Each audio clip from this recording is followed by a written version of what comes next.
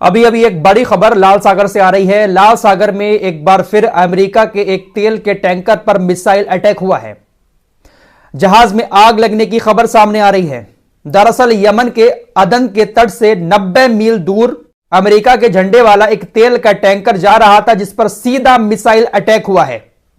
अदन के तट से सीधा मिसाइल अटैक इस जहाज पर हुआ है, जिसके बाद जहाज में आग लग गई है और यह हमला यमन के अदन तट से हूतीस के जरिए किया गया है।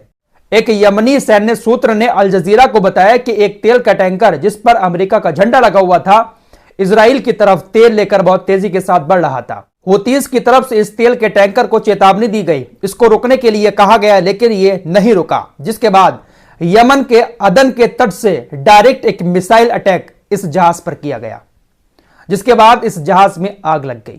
शुरुआती रिपोर्ट में ऐसी खबरें सामने आ रही कि जहाज को बहुत बड़ा नुकसान हुआ है।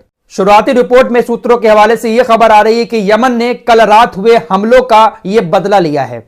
कल शाम जो ब्रिटेन और अमेरिका की सेना ने 3 जगहों पर यमन में बमबारी की थी, उसका बदला यमन ने यह मिसाइल अटैक करके लिया है। रिपोर्ट्स में यह बात साफ लिखी गई है कि इस जहाज पर इजराइल का झंडा नहीं लगा था, अमेरिका का झंडा लगा था। लेकिन हूतीस कह चुके हैं कि चाहे अमेरिका का झंडा हो, चाहे ब्रिटेन, चाहे इजराइल, अब तीनों के जहाज हम नहीं छोड़ेंगे। फिलहाल हूतीस के हमलों का डर अब कतर को भी सताने लगा है। कतर भी अमेरिका के साथ खुलकर इस जंग में है।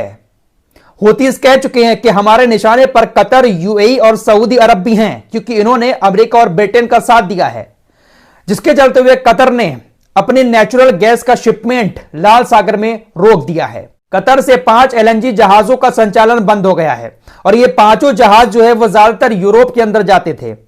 कतर से नेचुरल गैस लेकर यूरोप के अंदर जाते थे। इन 5 जहाजों के बंद होने से यूरोप के अंदर भी हालात खराब हो सकते हैं। 2023 में पश्चिमी यूरोप ने लगभग 13% नेचुरल गैस कतर से ही ली थी। अमेरिका के बाद कतर दूसरा नेचुरल गैस शिपमेंट करने वाला देश बन गया है। लेकिन यह बड़ी खबर आ रही है कि कतर ने हूतीस के डर से अपने 5 जहाजों की शिपमेंट बंद कर दी है। यूरोप के अंदर हलचल मच जाएगी और जब यूरोप में हलचल मचेगी तो यूरोप सीधा यमन को दोषी ठहराएगा। यूरोप इजराइल से नहीं कहेगा कि आप गाजा में युद्ध बंद कर दो। फिलहाल साउथ अफ्रीका ब्रिटेन और अमेरिका को भी इंटरनेशनल कोर्ट ऑफ जस्टिस में ले जाना चाहता है। साउथ अफ्रीका का कहना है कि गाजा के नरसंहार में ब्रिटेन और अमेरिका की इजराइल के साथ मिली भगत है, इसलिए अमेरिका और ब्रिटेन को भी इंटरनेशनल कोर्ट का सामना करना पड़ेगा। साउथ अफ्रीका के वकीलों का कहना है कि अमेरिका ने जो अपराध किए हैं, उन अपराध के लिए उनको जवाबदेह ठहराना जरूरी है, इसलिए अमेरिका और ब्रिटेन को भी इंटरनेशनल कोर्ट का सामना करना पड़ेगा। लेकिन भाई काफी सारे एक्सपर्ट ये बात भी कर रहे हैं कि इंटरनेशनल कोर्ट ऑफ जस्टिस जो है वो पूरा यूरोपीय यूनियन का गुलाम है, अमेरिका का गुलाम है। सब लोग उन्हीं के कहने पर चलते हैं, तो शायद मुझे उम्मीद नहीं है कि गाजा के हक में कोई फैसला इंटरनेशनल कोर्ट सुनाए। फिलहाल कई सारे लोग एक बात जानना चाहते थे कि साउथ अफ्रीका आखिर फिलिस्तीन के लिए इतना सब कुछ क्यों कर रहा है। साउथ अफ्रीका का फिलिस्तीन से क्या रिश्ता है? बहुत जल्दी से कम शब्दों में और आसान भाषा में आपको इस रिश्ते के बारे में बताना चाहता हूं। दरअसल इस रिश्ते का इतिहास काफी पुराना है। नेल्सन मंडेला, इनके बारे में आप लोगों को मैं बता चुका हूं।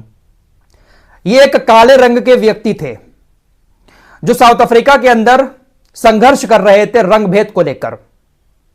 1990 के करीब साउथ अफ्रीका के अंदर जो सरकार थी वो काले रंग वालों से बहुत ज्यादा नफरत करती थी। तो नेल्सन मंडेला संघर्ष कर रहे थे कि काले रंग वालों को भी उतना ही सम्मान दिया जाए यहां पर जितना गोरे रंग वालों को दिया जाता है। उसी बीच फिलिस्तीन के अंदर हमास के जो नेता थे यासिर अराफात, वो भी अपनी आजादी के लिए संघर्ष कर रहे थे। इन दोनों नेताओं की उस वक्त दुनिया में काफी चर्चाएं थीं और दोनों नेता एक दूसरे से काफी मोहब्बत भी करने लगे थे। साउथ अफ्रीका के नेल्सन मंडेला फिलिस्तीन के यासिर अराफात के संघर्ष को उसी तरह से मानते थे जिस तरह से वो अपना संघर्ष साउथ अफ्रीका के अंदर कर रहे थे। इसलिए दोनों के बीच काफी मोहब्बत पैदा हो गई। रंगभेद के खिलाफ संघर्ष करने की वजह से नेल्सन मंडेला को जेल में भी डाला गया। 1990 में वो जेल से बाहर आए। जेल से बाहर आने के 2 हफ्ते के बाद नेल्सन मंडेला जाम्बिया गए, जहां पर उन्होंने दक्षिण अफ्रीका के कई सारे नेताओं से मुलाकात की। उन नेताओं से मुलाकात की जो उनके संघर्ष में साथ दे रहे थे। उन्हीं साउथ अफ्रीका के नेताओं के बीच यासिर अराफात भी खड़े थे, फिलिस्तीन वाले यासिर अराफात। नेल्सन मंडेला ने जैसे ही उनसे मुलाकात की यासिर अराफात ने उनको गले लगा लिया। यासिर अराफात ने उनके दोनों गालों पर चूमा, माथे पर चूमा। उसके बाद नेल्सन मंडेला ने भी यासिर अराफात के दोनों गालों पर और माथे पर चूमकर एक दूसरे का शुक्रिया अदा किया। यहीं से संघर्ष करने वाले दोनों नेताओं की मुलाकात होती है और दोनों नेता यहीं से काफी ज्यादा एक दूसरे से जुड़ जाते हैं। नेल्सन मंडेला मानते थे कि जिस तरह से अफ्रीका के लोग रंग की वजह से परेशान है, यहां पर उनके साथ भेदभाव किया जाता है, उनको आजादी नहीं मिल पा रही है, इसी तरह से फिलिस्तीन के लोग भी परेशान हैं। तो गाजा और फिलिस्तीन को नेल्सन मंडेला एक जैसा मानते थे। फिलहाल 1994 में नेल्सन मंडेला दक्षिण अफ्रीका के राष्ट्रपति बन जाते हैं। लोगों ने उनको काफी पसंद किया, उनके संघर्ष को काफी पसंद किया और 1994 में वो राष्ट्रपति बन गए। राष्ट्रपति बनने के बाद उन्होंने एक बात कही थी कि हम तब तक आजाद नहीं होंगे जब तक फिलिस्तीन आजाद नहीं हो जाता।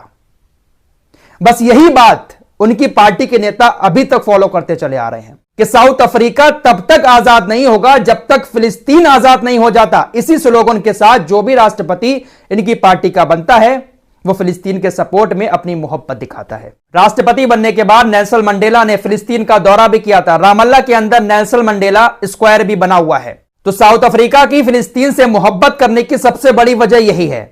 इजराइल से नफरत करने की साउथ अफ्रीका की सबसे बड़ी वजह यह है कि जिस वक्त 1990 के करीब नेल्सन मंडेला यह संघर्ष कर रहे थे साउथ अफ्रीका के अंदर, तो उस वक्त इजराइल की सरकार ने साउथ अफ्रीका की उस गोरी सरकार को बहुत सारे हथियार मुहैया कराए थे और साउथ अफ्रीका की उस वक्त की सरकार ने उन हथियारों का इस्तेमाल नेल्सन मंडेला के साथ जो लोग संघर्ष कर रहे थे काले रंग वालों के ऊपर किया था। इसलिए नेल्सन मंडेला की पार्टी जो काले रंग वाली है वो इजराइल से नफरत करती है। इस वक्त जो साउथ अफ्रीका के राष्ट्रपति हैं वो नेल्सन मंडेला की ही पार्टी के हैं। तो साउथ अफ्रीका की फिलिस्तीन से मोहब्बत और इजराइल से नफरत की ये दोनों बड़ी वजह हैं। नेल्सन मंडेला का इसमें अहम रोल है। इंटरनेशनल कोर्ट ऑफ जस्टिस में साउथ अफ्रीका की टीम ने जब अपना केस लड़ा तो उसके बाद खुद साउथ अफ्रीका के इस वक्त के जो राष्ट्रपति उन्होंने कहा था कि हमारे राष्ट्रपिता ने कहा था कि जब तक फिलिस्तीन आजाद नहीं होगा तब तक साउथ अफ्रीका भी आजाद नहीं हो सकता। मुझे आज गर्व है कि हमारे वकीलों ने फिलिस्तीन को लेकर इंटरनेशनल कोर्ट ऑफ जस्टिस में लड़ाई लड़ी है। तो ये एक गहरा रिश्ता है साउथ अफ्रीका और फिलिस्तीन का। नेल्सन मंडेला और यासिर अराफात इसके मुख्य किरदार हैं। फिलहाल अब देखते हैं कि साउथ अफ्रीका किस तरह से कुछ और बातें इंटरनेशनल कोर्ट ऑफ जस्टिस में अमेरिका और ब्रिटेन के खिलाफ पेश करता है। साउथ अफ्रीका की तरफ से कह दिया गया है कि हम इन दोनों को भी कोर्ट में जवाब देने के लिए तलब करेंगे, लेकिन फिर वही बात आती है कि इंटरनेशनल कोर्ट ऑफ जस्टिस क्या किसी भी तरह का जवाब अमेरिका से ले सकता है। उम्मीद करता हूं जो चीजें मैंने आपको बताई हैं ठीक से समझ में आई होंगी। मिलते हैं एक और नई वीडियो के साथ, तब तक के लिए अपना ख्याल रखिए। दोस्तों हमारी रिपोर्ट को पसंद आए तो फॉलो सब्सक्राइब जरूर कीजिए और साथ ही साथ उस चैनल को भी जरूर सब्सक्राइब कीजिए। मिलते हैं कुछ और नया खबरें के साथ।